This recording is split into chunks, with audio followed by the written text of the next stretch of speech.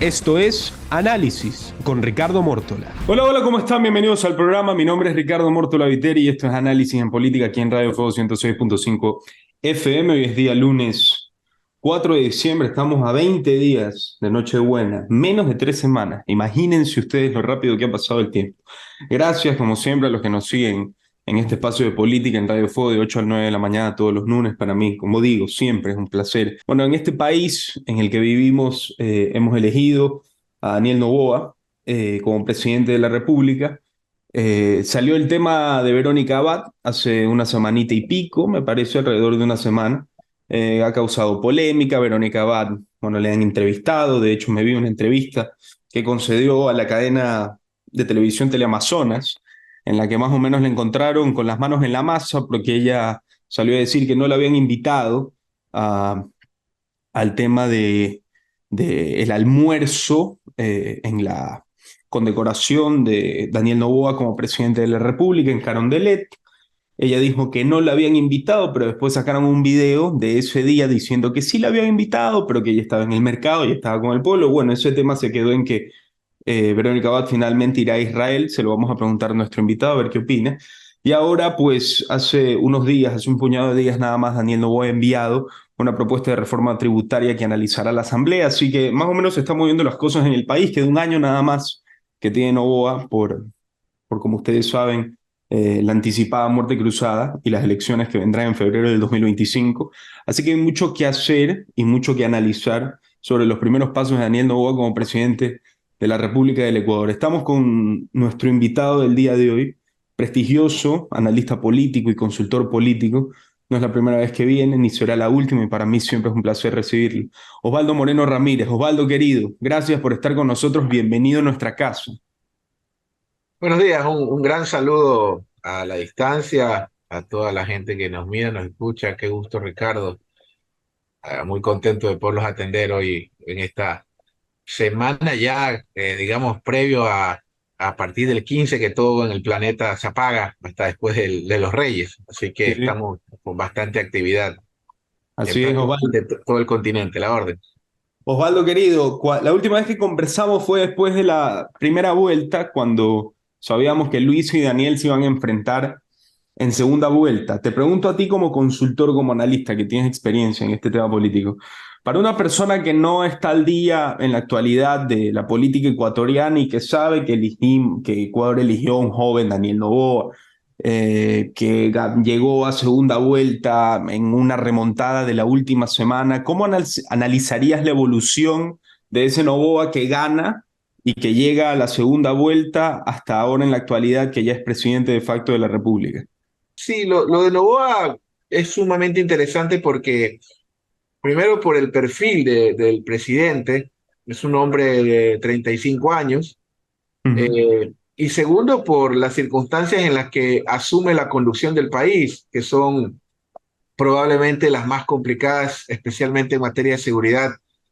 Yo no recuerdo una crisis de inseguridad de esa magnitud en el Ecuador, Ujú. pero más que el vivir en una crisis, o más que la percepción, son los resultados, los indicadores, los que nos plantea la pavorosa situación que vive el Ecuador. Es un país que, por ejemplo, yo evitaba trabajar en México desde el 2012 cuando pasó los 20 muertes violentas. Ujú. Yo recuerdo que había foros de seguridad donde se hablaba de que en Afganistán la, la cifra de muertes violentas eran 23 y México estaba por las 25 y era una cosa escandalosa en México. Hoy en día nosotros tenemos 42 probablemente al corte este año, y Ujú. ciudades como Guayaquil, que están entre las 5 más violentas del mundo, Durán, ya están en el top 5 de lo más violento del planeta. Ese es el Ecuador que si uno lo mira, obviamente es el análisis formal de los indicadores y no de los libretos de Netflix, Ujú. te horrorizas. Nadie entiende cómo un país que tenía 5 muertes violentas por 100.000 habitantes, siendo el más seguro después de Costa Rica y Uruguay, en un lapso tan corto. Bueno, yo te podría explicar las razones, pero en todo caso, en un A lapso ver, tan corto. ¿cuáles crees tú que son las razones ya con el periódico de lunes en la mano? Bueno, el desmantelamiento de lo público, ¿no? El desmantelamiento del Estado, ¿no? Te pongo un ejemplo. Mira el caso del metro de Quito. Cuando las cosas caen en manos de gente olvídate de la ideología, sino que creen en lo público, que creen en el Estado, las cosas públicas fluyen. Generalmente hay personas, no, obviamente no todos, que lo público es un estorbo, es un gasto. Entonces, te pongo un ejemplo, el mito de que el Estado obeso. El Ecuador está lejísimo, pero no lejos, lejísimo de los países que realmente tienen exceso de Estado.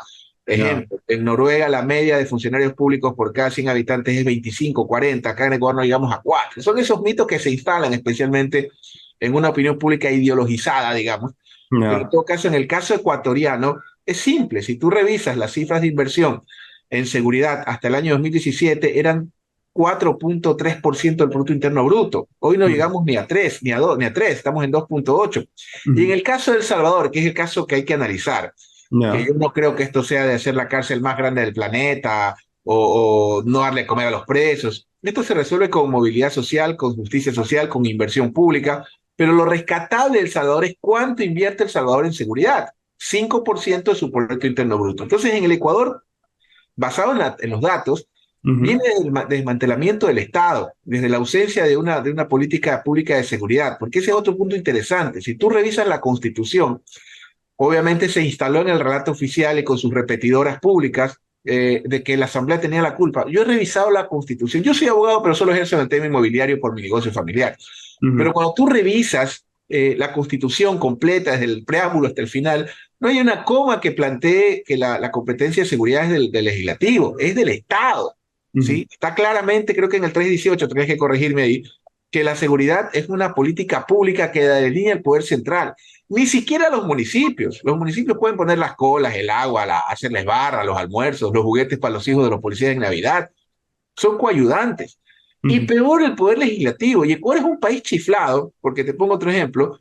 Aquí hay gente que quiere que la Asamblea resuelva la seguridad, pero en lo que sí es su competencia, que es legislar y fiscalizar, no quieren que fiscalicen a determinados funcionarios. O sea, lo nuestro es gravísimo. Por eso, y volvamos a Novoa, es clave las acciones que toma el presidente. Yo sí estaba un poco preocupado por dos razones. La primera, no había gabinete. Ricardo, no había gabinete. No había gabinete. Para la oposición no estaba completo. Eso es más o menos como que te presentas al partido inaugural del Mundial con 2 jugadores o 3 jugadores. Sí, Esa fue mi primera preocupación. La segunda, no existe o no estamos un solo afro o indígena en el gabinete. Fíjate tú, no hay un solo indígena, un solo afro. Y no se trata de que porque seas afro seas más capaz o menos capaz. Pero este es un país que requiere representatividad y representación. Pues está bien que esté medio Mocoli ahí, pero no había un solo indígena, un solo afro. Bueno, pero son bastantes mujeres de Mocolí en todo caso. También, y está bien, yo en eso me parece genial. Honestamente, claro. Luego la crisis con la vicepresidenta, innecesaria, desmedida. Digamos, primero le das proyección a un autor o a un espacio inexistente. Hay algo que uno tiene que grabarse.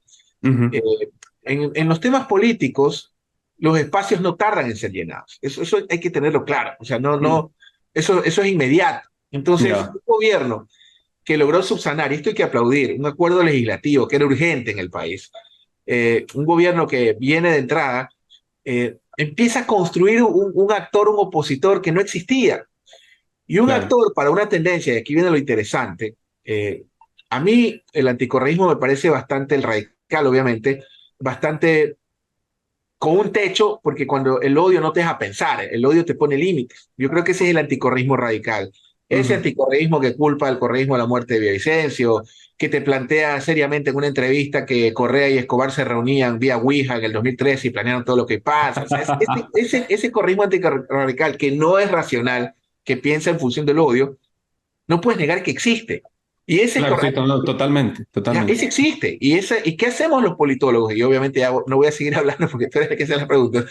Ese anticorreísmo radical existe porque los politólogos, te digo lo mismo que le digo a mis alumnos o a mis clientes, nosotros no hablamos bien o mal de los políticos ni los hechos, solo describimos hechos políticos. Entonces el anticorreísmo radical existe. Es una forma de pensamiento, es todo lo que tú quieras, que está huérfano, que tiene de opción a Lazo, que tiene de opción a la señora Romo. Entonces le estás regalando una opción que es la señora vicepresidenta. Ahora, me parece un error por dos razones. La estás enviando, primero le estás desmantelando la vicepresidencia. Tú sabes que en Quito, la gente en Quito ve mal esto de desmantelar las instituciones. Claro, sí. Segundo, no, o sea, no me vengan con cosas, yo no tengo compromiso porque veo una cantidad de analistas haciendo maromas, piruetas para ser tomados en cuenta en un próximo gobierno. Segundo, le estás enviando una guerra a un país que está en medio de una guerra. Tel Aviv es una ciudad que es permanentemente, desde que inició este conflicto el 7 de octubre, bueno, este capítulo del conflicto, el 7 de octubre, Tel Aviv es diariamente. ¿Tú te imaginas a la vicepresidenta de la República? Mira, en Tel Aviv todas las casas y en Israel, así como acá tenemos una cisterna, un pozo ciego, digamos, un espacio para las gallinas, para sembrar algo en la casa, en el patio, o un tendedero, en Israel todas las casas tienen refugio antibombas. ¿Tú te imaginas a la vicepresidenta en un sótano iluminada por su celular transmitiendo en vivo? Estoy en este momento en un bombardeo y escuchando los ruidos. O sea, es un error total. Si la querían mandar lejos, mándenla a China, mándenla a Corea del Sur, que hay unas lindas embajadas ahí. Yo creo que eso fue un error.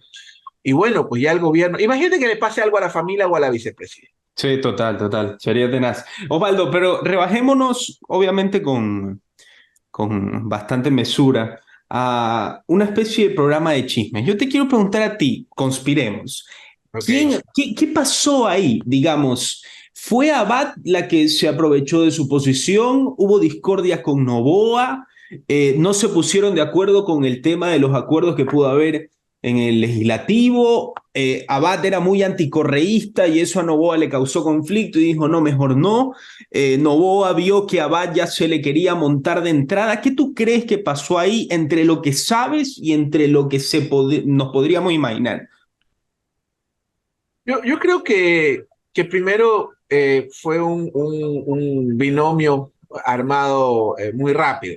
Claro, porque no se Voy, esperaban voy a especular. Voy a claro, que de especular. hecho, Osvaldo, si mi información no es errónea, días antes de que se arme el binomio Noboa-Abad, que fue, me parece, el primer binomio que se inscribe a correr por la presidencia de la República, yo tengo entendido, por buenas fuentes, que Daniel y Álvaro, por supuesto, ambos supuestamente se iban a lanzar, pero tuvieron una discordia porque solamente quería lanzarse uno y quería lanzarse el otro, y por eso Daniel se lanza primerito antes que nadie porque se quería lanzar antes que el papá. Entonces seguramente a Verónica la fichó rapidito, o sea, ni siquiera lo pensó mucho, ¿no? A ver, Sí. sí, hay ese rumor de que aparentemente había una discusión, una disputa, y él se inscribió muy rápido, muy rápido.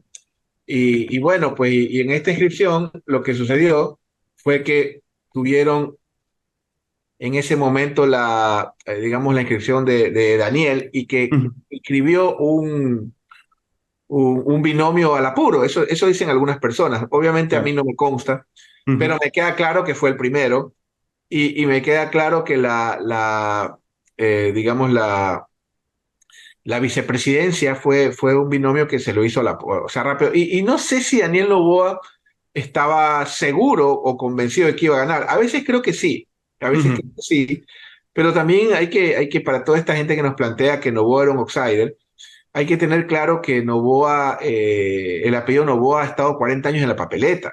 Claro. Ojo con esa edad. Ahí hay mucho también de todo lo que ha heredado, digamos, la familia Noboa, de don Luis Noboa. También yo creo que este joven heredó mucho desde el camino que hizo su padre. Sin Claro. desconocer sus méritos, obviamente, porque tiene muchas agallas para dar un paso de ese tipo. Uh-huh. Está claro que no tuvieron conexión, está claro, pero yo rescato algo. ¿Ah? Uh-huh. Yo de un político que al final para mí los veo como un mercado, ¿sí? Con ciertos límites, obviamente, y líneas rojas muy gruesas. Yo de un político admiro un valor que Uh-huh. tiene Verónica Abad, y ese es el valor de la transparencia. Porque por muy, digamos, desatinadas que puedan parecernos algunos, estas ideas de privatizarlo absolutamente todo, etcétera, etcétera, que en Argentina han tenido éxito electoral. ¿Ya? Uh-huh. Yo apelo y rescato la transparencia porque Verónica nunca nos mintió. O sea, ella siempre lo dijo abiertamente, fue frontal, porque yo de hecho la conozco de muchos años a Verónica Abad Uh-huh. y he visto su trayectoria con mujeres y siempre su posición libertaria. A mí no, digamos, ideológicamente no coincido, pero nunca nos mintió. Ese es un primer paso. El segundo, Uh-huh. yo no sé, y esto más que chistoso es curioso. Ujú. Yo hice una consulta y la hago en este medio también. Si es que se configura violencia de género, ¿por qué? Le están cerrando la institución y le Mm. están enviando una guerra, ¿ok? Ya. Pero noto en algunas activistas feministas que simplemente no nos dan una respuesta al tema. Ya. Entonces, en ese escenario, me parece que la vicepresidenta electa, ya no en funciones, de alguna manera, por esta falta de comunicación, de coordinación o de improvisación o de lo que tú quieras, no tiene, digamos, una conexión cercana con el presidente, lo cual es grave, pero Mm. es subsanable. Yo vi que ella lo llamó al diálogo, pero bueno, el presidente mandó a la canciller, que es su posesión legal, pero Ujú. en todo caso, yo sigo y reitero que creo que es un error enviarla a esa delegación tan No. lejana. Y ojalá no haya riesgos, porque lo que van a hacer es elevarle muchísimo más el perfil. Sí, no, y te hago un inciso, Osvaldo, y te lo digo con toda la franqueza, no sé si compartas. Yo estoy convencido que el tema, que las feministas no iban a salir a defender a Verónica Abad por una razón muy simple, muy sencilla, es porque no hay coincidencia ideológica. Si fuera una persona que tuviera más coincidencia ideológica, más cercanía con esa rama del feminismo, seguramente hubieran salido a defenderla, pero es algo que no es una novedad. Yo soy un tipo abiertamente conservador en muchos aspectos. Yo creo que esa es la definición. Yo estoy en contra del aborto en todas sus formas. Sí. Claro, no soy como Correa que mandaba a la casa, me acuerdo que mandó a la casa como en el colegio a tres asambleístas castigadas, 3 días de la asamblea por haber tocado el tema. Entiendo que los parlamentos del mundo debaten estos temas y bueno, pues eso yo lo entiendo, pero mi posición es como mi religión personal. He aprendido a respetar el feminismo, pero sobre todo como lo que es, como un movimiento de acción política. Y eso le decía a mis alumnos justamente de politología online, que es la única forma que puedo pregrado, les explicaba el feminismo es un fenómeno político y hay que verlo así. Yo Ujú. respeto la causa, obviamente, pero es un fenómeno político. Entonces, efectivamente, sí, cuando no es, digamos, del club, eso sí me llamó la atención, porque, ojo, yo hacía la pregunta, yo no puedo determinar, no soy un experto en temas de género, Ya. conozco algunos con grandes consultores, pero en todo caso no conozco el tema a profundidad y no tengo esa respuesta. Pero en todo caso, creo que es un error del gobierno, porque hay un tema interesante acá, y Ujú. es lo que se avecina. ¿Recuerda el Pachacuti que Lazo cooptó y destruyó? Porque Sí. realmente Lazo se llevó a la tumba la democrática de Pachacuti. Lo que obtuvo Pachacuti, de lo cual, digamos, de ese gran resultado de haber logrado el bloque parlamentario más alto del movimiento indígena, del cual me honro haber sido parte desde el equipo de campaña, digamos, un poco. Prácticamente, recuerda que terminan las elecciones, hasta ahí yo llego con todos los procesos en los que participo. ¿Ya? Pero en todo caso, ahora se viene otro Pachacuti y me llama muchísimo la atención porque es un Pachacuti ya doctrinario, que es el del ala de ISA. Ya.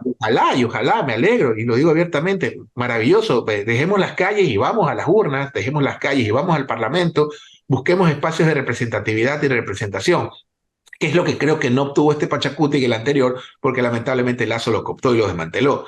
Ujú. Pero vas a tener la novedad de una izquierda, digamos, no sé si la palabra es legítima, y por otro lado, vas a tener, digamos, a una alternativa en el anticorrismo radical que desde mi punto de vista creo que debería ser naturalmente Abad. Y el Ah. gobierno está haciendo todo para que ese liderazgo surja. Ujú. Entonces se nos viene esa novedad, un anticorreísmo que va a tener a Abad de opción y por otro lado una izquierda que va a tener a Pachacuti. Pues me parece que el correísmo, el tiempo nos da la respuesta si este pacto, porque la gente no, que este pacto con Correa afecta a Novoa. Yo creo que facilita la gobernabilidad, pero en Ujú. caso de haber una afectación política, tal vez no sea solo de Novoa, tal vez también sea de Correa, del correísmo, en un momento que la izquierda ya se presenta con una alternativa que vendría a ser el Pachacuti de Isa. Te quiero preguntar, Osvaldo, simplemente para hacerlo como inciso, ya un par de preguntitas para terminar. La primera, sobre la victoria de Milei, ¿no? ¿Esto va a afectar no, no hablemos del tema, ni del hecho, ni cómo pasó, eso ya está bastante tocado, pero lo que te quiero preguntar es si es que tú crees que va a causar un contagio, porque, digamos, se podría decir que Verónica va más o menos por la misma rama de Milei, la vi en una foto con la gorra de Trump. Seguramente es liberal en lo económico, seguramente es conservador en lo cultural, digamos, por ahí va la rama. ¿Tú crees que habrá un contagio o se quedará como uno de estos fenómenos alzados de la prensa y en 2, 3 años nos olvidaremos? Eh, hay algo que destacar de Milei, Ujú. al margen de muchas de sus ideas, si es que son ideas, pero el hecho es el indiscutible carisma y liderazgo que tiene. Ujú. No es mi estilo, yo no creo que hay que insultar a la gente, maldecirla, pero digamos, también esto ocurre siempre por el otro lado. O sea, estos temas son muy parecidos al fútbol. Gana el que menos se equivoca. Claro. Y también hay que tomar en cuenta el hartazgo que tenía la sociedad en Argentina, o que tiene la sociedad en Argentina, después de 10 años o 15 de kirchnerismo, con un macrismo en medio. Entonces, la clase política per se, no solo el kirchnerismo, tuvo un desgaste y surgió este fenómeno en la Argentina con otro proceso. Ujú. Claro, ya en la práctica, ya Milei ya no habla del Banco Central, ya la dolarización ya no está en la agenda. No, Digamos la realidad, porque claro, no es lo mismo. Tú puedes dolarizar El Salvador, Panamá, Ecuador, con el amor que tengo a nuestra patria. Nosotros no producimos nada, o sea, no tenemos industria. Somos agroexportadores de materias primas. Pero países con dos reales industrias como Argentina, para mí, obviamente es mi opinión, sería un colapso dolarizarse. Pero al margen de eso, Milei es un tipo que ganó y está ahí. Si esto puede tener incidencia en la región, depende mucho también de los perfiles. Chilaver en Paraguay, con las ujú. mismas ideas, no pasó el 1%. Eh, No, el mismo Esper en Argentina, Cavallo en su momento, o sea, es el liderazgo. Entonces, claro. creo que es porque si tú te das cuenta, esa es otra. Milei nunca debatió con economistas serios. Debatía con mi gran amigo, obviamente paralelo argentino, el CUI de la farándula de Argentina, con el doctor Duplain de Argentina. El doctor Duplain aquí es experto en derechos humanos, no en economía. Claro, Entonces, Milei debatía en programas de farándula. O sea, tú, claro. te digo, busca un economista de verdad con el que haya debatido. Nunca, fue inteligente. Por eso la única vez que medio tuvo que debatir en serio, Massa lo arrastró.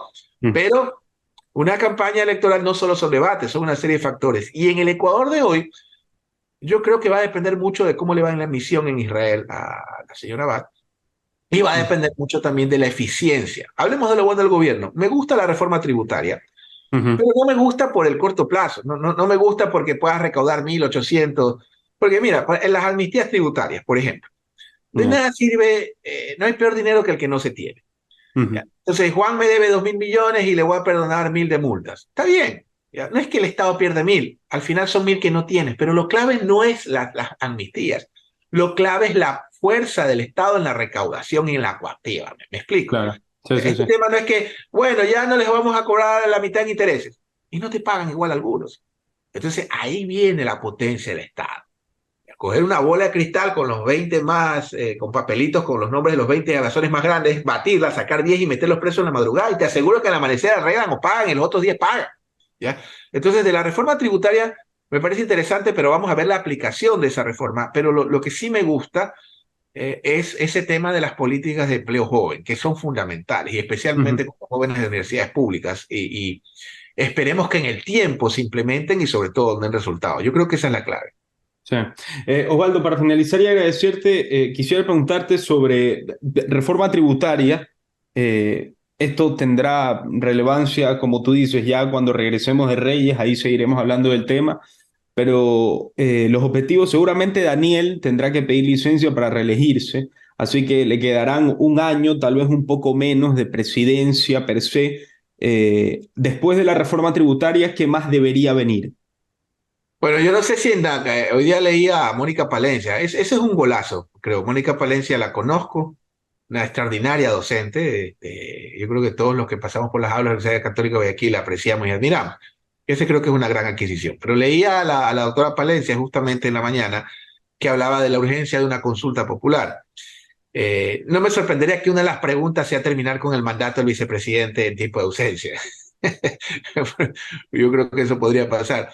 Pero en todo caso, va a depender muchísimo, va a depender muchísimo de lo clave y lo fundamental. A mí cosas interesantes es que ya la culpa no es solo de Correa, por lo menos ya no estás con esa cantaleta 24/7, pero Ujú. cuidado, entramos en la cantaleta de la culpa es de Lazo.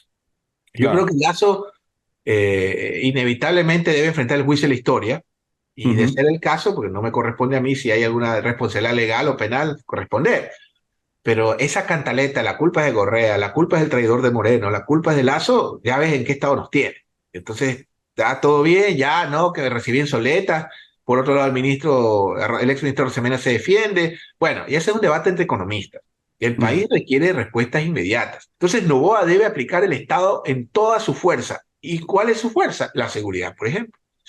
Veo que han descabezado la cúpula policial, me parece correcto, ya es momento de hacer depuración en la fuerza pública. Entonces, por esperanza, sobre todo, porque soy un hombre que cree en el futuro todavía, Ujú. porque no tienes idea de la cantidad de gente que me llama a despedirse. Osvaldo, nos vamos del país, todos Ya. los días. Acaban de acribillar a unos jóvenes emprendedores. Gente que te cobra desde su triciclo 20 centavos por llevar a la gente donde llegan los colectivos, acribillada, allá en Durán. Ya esto es Ujú. espantoso.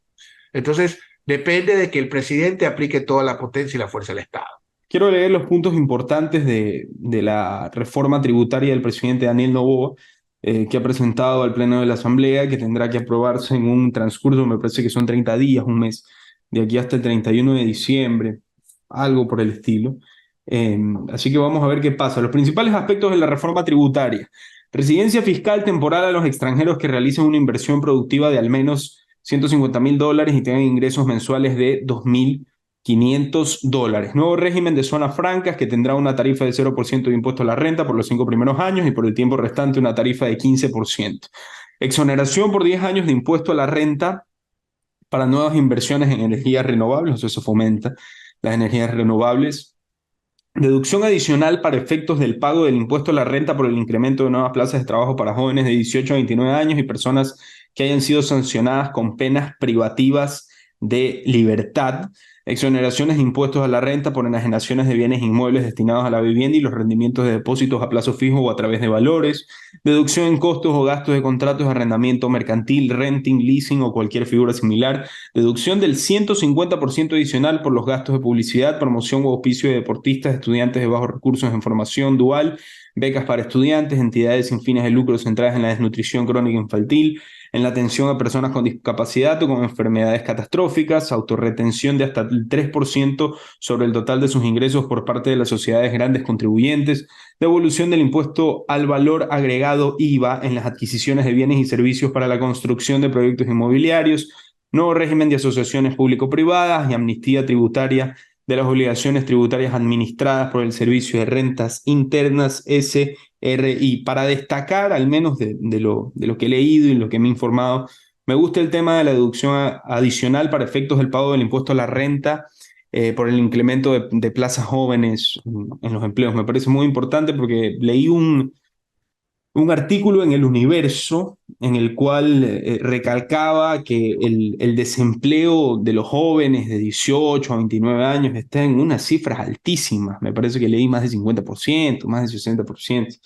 Así que pues me parece que incentivar el trabajo joven es muy importante, porque la población ecuatoriana es muy joven. Me parece que en las elecciones pasadas lo estudié, ahorita no tengo la cifra exacta, más del 60 o el 70% del país tiene menos de 40, 35 años. Ecuador es un país que tiene muchísima juventud y muchísimo desempleo joven, así que yo creo que ese sector productivo juvenil todavía no ha engranado como debe ser y yo creo que el presidente Daniel Noboa hace bien en incentivarlo. Así que vamos a ver qué pasa, vamos a ver qué pasa, vamos a ver si se aprueba finalmente esta reforma tributaria. Yo creo que sí se va a aprobar.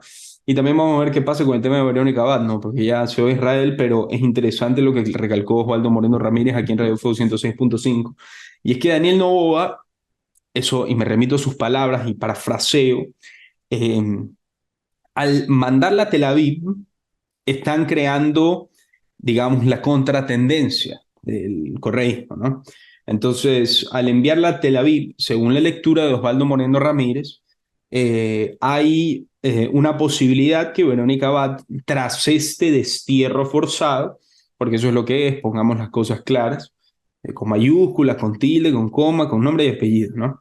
Tras este destierro forzado, Verónica Abad puede ganar capital político para hacer la tendencia contraria al correísmo el año 2025, ¿no? Y lo digo, y yo creo que la razón es bastante sencilla, no solamente por eso, sino porque Verónica Abad todavía no ha tenido posibilidad de decir lo que digamos, en su camino a la vicepresidencia, yo creo que todavía no se le ha hecho una entrevista profunda sobre su visión, sobre esto, sobre lo otro.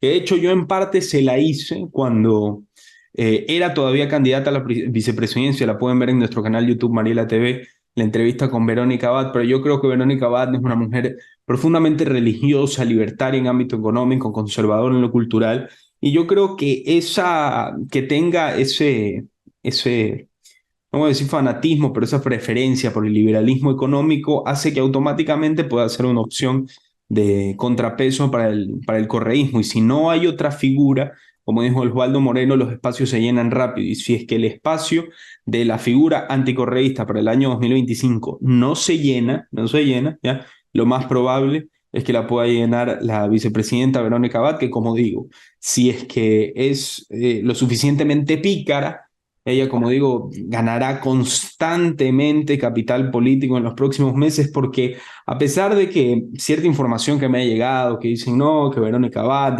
desestabiliza a la presidencia y que es una piedra en el zapato para la gobernabilidad y todo esto, y de hecho hasta escuché por ahí una teoría conspirativa que no sé si sea cierta, la escuché por ahí, no voy a decir que es cierta, pero que a Verónica Abad le están un grupo político está detrás de ella y que quiere hincar a la presidencia de Daniel Noboa. Por ahí escuché alguna paparulada del estilo, ¿no?